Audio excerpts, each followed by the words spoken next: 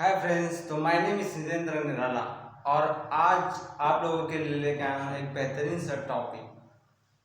कहा जाता है कि किसी भी चीज़ को याद रखने के लिए ज़रूरी होता है कि हम उसको जो है किसी को एक्सप्लेन करके बताएं तो जो है ज़्यादा याद रहता है। तो इसलिए ज़रूरी है कि हम क्या करें, किसी भी टॉपिक्स को एक ऐसे तरीके से प्रेजेंट करें ताकि वो हमारे दिमाग में अच्छे से घुस सके। तो आइए मैं थोड़ा प्रयास करूंगा कि आपके दिमाग तक मैं पहुंचने का प्रयास करता हूँ। तो आइए देखते हैं हम एक ऐसा टॉपिक जिसको हम बचपन से सुनते आ रहे हैं और देखते आ रहे हैं और समझते आ रहे हैं, फिर भी हम कहीं ना कहीं उसको अच्छे से बता नहीं पाते हैं, लेकिन दिमाग में रहता ज़रूर है, लेकिन उसको अच्छे ढंग से एक्सप्लेन नहीं कर पाते हैं। तो ये हम उसे भी अच्छे से जानने का प्रयास करते हैं, व्यवस्थित ढंग से, और सीखते हैं।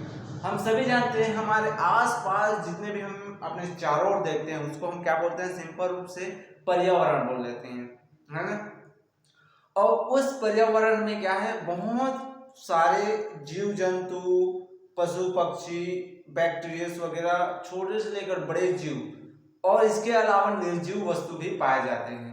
तो ये सारी चीजों को ही हम क्या बोलते हैं, पर्यावरण बोलते हैं, है ना। इसमें जैविक अजैविक ये सारे घटक इसमें आ जाते हैं। तो हम उसी से रिलेटेड एक टॉपिक है जिसको बोला जाता है यहाँ पर इकोलॉजी, पारिस्थितिकी। इको मतलब कि जो हमारे वातावरण, जो आसपास हम जो भी चीज देखते हैं वो क्या है, एक सिस्टम के रूप में काम करते हैं, आपस में जुड़े रहता है, इसलिए हम उसको इको बोलते हैं। और लॉजी उसके बारे में स्टडी करना, ये चीज है इकोलॉजी। हम सभी जानते हैं कि हमारे आसपास में बहुत सारे जीव पाए जाते हैं, वे जो है एक दूसरे से संबंध रखते हैं, चाहे वो निर्जीव हो चाहे सजीव हो। हम क्या करते हैं, एक दूसरे से संबंध रखते हैं और यही संबंध कहलाता है हमारा इकोलॉजी। तो आइए हम देखते हैं सभी एक बार कि इकोलॉजी होता क्या है। इकोलॉजी को सर्वप्रथम जो है हिकल ने जो है प्रस्तुत किया था। हिकल ने बताया था इकोलॉजी क्या है, एक ऐसा पारिस्थितिकी तंत्र है जिसमें प्रत्येक जीव अपने आसपास के पर्यावरण से एक संबंध स्थापित करता है और उस संबंध का अध्ययन कहलाता है हमारा इकोलॉजी। तो इकोलॉजी हमने समझ लिया। अब देखते हैं इकोलॉजी की उत्पत्ति कैसे। इको एक ग्रीक भाषा है, एक ग्रीक शब्द है जिसका मतलब होता है ओइकोस। ओइकोस मतलब होता है होम और लोगोस मतलब होता है टू स्टडी, अर्थात किसी भी निवास के बारे में अध्ययन करना, किसी भी जीव के निवास के बारे में अध्ययन करना, या वो कैसा रहता है, वो किससे संबंध रहता है, क्या करता है, इसका अध्ययन करना ही क्या कहलाता है, आपका इकोलॉजी कहलाता है। I hope is clear. Okay, तो हम देखते हैं व्हाट इज इकोलॉजी। तो इकोलॉजी क्या है, हमारे पर्यावरण से जुड़े हुए सारे घटकों, सारी चीजों के बारे में अध्ययन करना, it is a ecology. Okay, लेकिन हम अब देखते हैं इसका स्कोप्स क्या क्या है। ओके, इकोलॉजिकल स्कोप क्या क्या है कि ये किस विषय क्षेत्र में जो है ये जानकारी देता है और वो जानकारी किस प्रकार से हमारे लिए काम आता है, इसके बारे में हम देखते हैं। तो सबसे पहले हम देख लेते हैं, यहाँ पर आप लोग को दिख रहा होगा कि what is the ecological scope. तो सबसे पहले हम देखते हैं वर्गीकरणात्मक इकोलॉजिकल स्कोप, मतलब वर्गीकरण के क्षेत्र में कैसे इकोलॉजी जो है हमें ज्ञान देता है और उसके बारे में कैसे अध्ययन करके हमें क्या क्या जानकारी प्राप्त होता है। तो हम सभी जानते हैं कि जीव, इस पर्यावरण में अनंत प्रकार के जो है जीव जंतु, पशु पक्षी, पेड़ पौधे और जैविक अजैविक हर प्रकार के घटक जो है अनंत रूप में पाए जाते हैं, जिसका हम अगर ऐसे ही हम उसके बारे में स्टडी करते जाएं तो हम कभी भी उतना सारी चीजों को याद नहीं कर सकते। इसीलिए वैज्ञानिकों ने एक ऐसा तरीका निकाला कि उसे हम अपने अपने प्रभाव डिवीजन वगैरह में बांट दें ताकि हम उसको आसानी से याद कर सकें। तो इस प्रकार से उसको आसानी से याद कर सके, दिमाग में रख सकते। इसलिए क्या क्या वर्गीकरण का एक पद्धति अपनाई गई जिसे हम बोलते हैं वर्गीकरण पद्धति। और इस प्रकार से वर्गीकरण द्वारा हम जो है किसी भी पेड़ पौधे जीव जंतु के बारे में आसानी से नॉलेज पा लेते हैं और उसके बारे में स्टडी कर लेते हैं, वो कौन सा जीव है और किससे किस प्रकार संबंध रखता है और किस वर्ग का है। ये सारी जानकारी हमें जो है वर्गीकरण के क्षेत्र में मिल जाती है। तो ये हम देखते हैं कि जब कभी हम स्टडी करते हैं इकोलॉजी तो एक अलग स्पेस हो जाता है वहां पर वर्गीकरण का क्षेत्र। ओके, आगे हम देखते हैं दूसरा है जैविक क्षेत्र।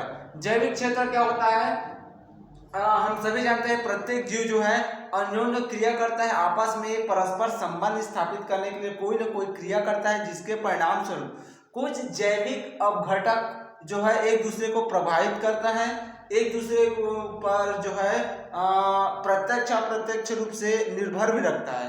तो इस स्कोप के बारे में, इस बारे में, इस क्षेत्र में स्टडी करना हमारा क्या कहलाता है, जैविक क्षेत्र। ओके, तीसरा हम देखते हैं भौतिक रासायनिक क्षेत्र। ओके, तीसरा हम देख रहे हैं भौतिक रासायनिक क्षेत्र। हम सभी जानते हैं कि पर्यावरण में जो जीव पाए जाते हैं वो भौतिक रूप से क्या करते हैं, भौतिक घटकों पर भी निर्भर करते हैं और रासायनिक घटकों पर भी निर्भर करते हैं। भौतिक घटक में आ जाएगा आपको जितने भी आसपास में हम देखते हैं, सूरज प्रकाश है ना, ताप, दाब, आर्द्रता, सांद्रता, ये सब क्या आपका भौतिक घटक है। और रासायनिक घटक में क्या आ जाएगा आपका, जल, nitrogen, phosphorus, nickel, sulphur, iron, ये सब आपके रासायनिक चीजें हैं। ये सारी चीजों पर भी जो है जीव जो है आपस में जो है संबंध स्थापित करता है। तो अब हम इसके बारे में जब स्टडी करते हैं तो ये कहलाता है हमारा भौतिक रासायनिक क्षेत्र। ओके, इसके बारे में भी अलग से इसको एक क्षेत्र विषय मिल जाता है जहाँ पर हम स्टडी करके जो है जीवों के बारे में, इकोलॉजी के बारे में हम अच्छे से जान पाते हैं। अगर ये ना हो तो हम अच्छे से जीवों के बारे में नहीं जान पाएंगे कि वो किस प्रकार से कैसे सर्वाइव करता है, कहाँ पर रहता है, क्या खाता पीता है और किस प्रकार से भौतिक कारक उस पर निर्भर करते हैं। तो ये सारी चीजें हम इसमें जान जाते हैं। ओके, चौथा हम देख लेते हैं आनुवंशिक एवं क्रमिक विकास क्षेत्र। आनुवंशिक हम सभी जानते हैं कि प्रत्येक जीव जो है किसी उसका जेनेटिक जो है एक से पीढ़ी से दूसरे पीढ़ी में ट्रांसफर होती रहती। इसीलिए आज हम जो है इस प्रकार से विकसित होकर आए हैं। अगर हम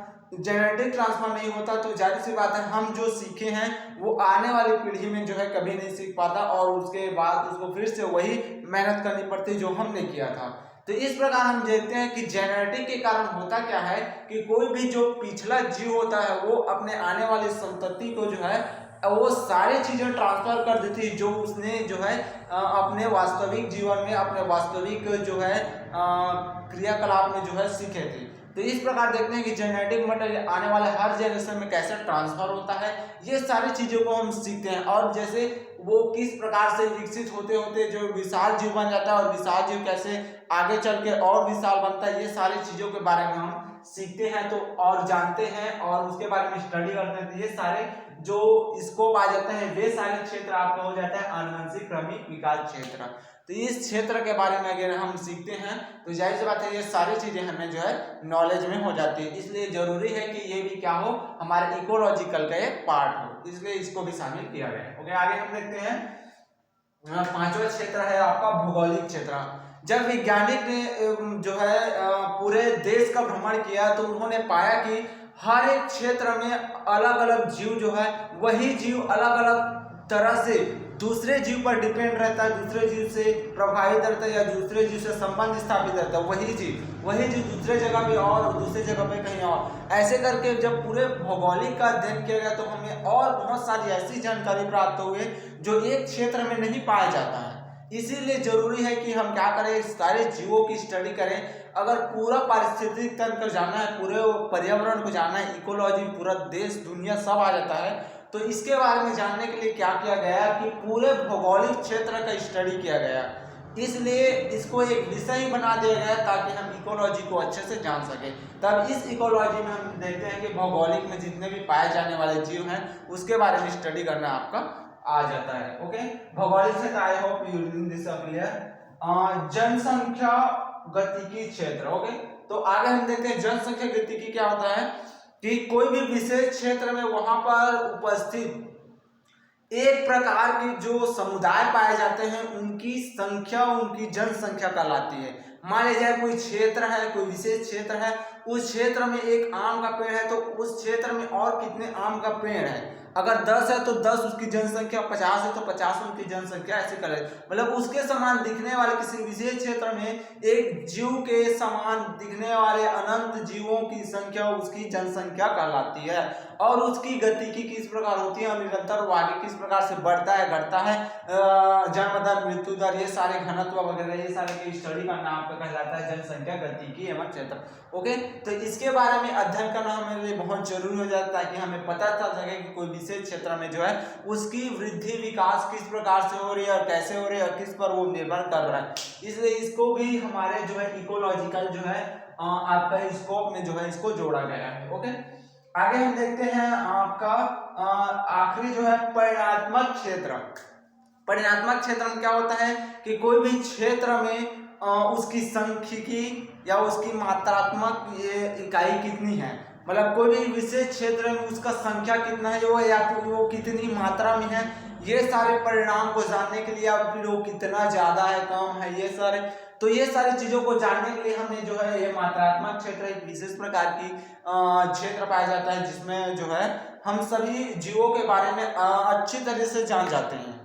इसके अलावा हम देखते हैं कि उसमें जनसंख्या समुदाय है ना, उसकी सारी चीजों के बारे में पता चल जाता है कि कौन सी जनसंख्या में के लिए कितना भोजन चाहिए, कितना वो चाहिए, है ना, ये सारी चीजों को हम इस विषय क्षेत्र में, इस मात्रात्मक क्षेत्र में हम जान जाते हैं। इसके अलावा पारिस्थितिकी में जो है हम देखते हैं कि इकोलॉजी। ओके, इकोलॉजिकल में क्या देखते हैं हम, इकोसिस्टम देखते हैं। कोई भी सिस्टम क्या होता है कि कोई भी क्षेत्र में जो है हम देखते हैं तो प्रत्येक जीव दूसरे जीव से किस प्रकार संबंध रखता है, तो वो क्या करता है जब संबंध रखता है तो इस सिस्टम का निर्माण करता है कि वो जीव उसके साथ आप खाद्य श्रृंखला, खाद्य जाल, ये सब के बारे में सुने होंगे। तो ये क्या है, एक सिस्टम क्रिएट करता है और इसी सिस्टम को हम बोला जाता है ecosystem. I hope in this all of the clear कि स्कोप क्या होता है आपका इकोलॉजिकल स्कोप और इकोलॉजी क्या होता है, इसको किस वैज्ञानिक ने दिया है और ये ग्रीक भाषा से आया था, ये सारी चीजों के बारे में आप लोगों को क्लियर हो गया।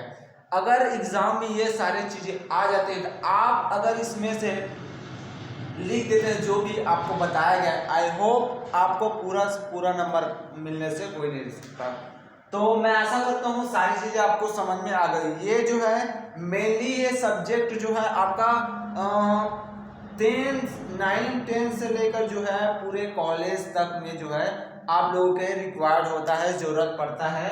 तो आई होप कि इसको हर व्यक्ति को देखना चाहिए ताकि वो जान सके कि हमारा इन्वायरमेंट, हमारा इकोलॉजी जो है किस प्रकार से जो है हमारे साथ संबंध रखता है और कैसे हम एक दूसरे के साथ मिलजुल कर जो है एक भव्य जो है वातावरण का निर्माण करते हैं जिसमें हम आसानी से सर्वाइव कर पाते हैं।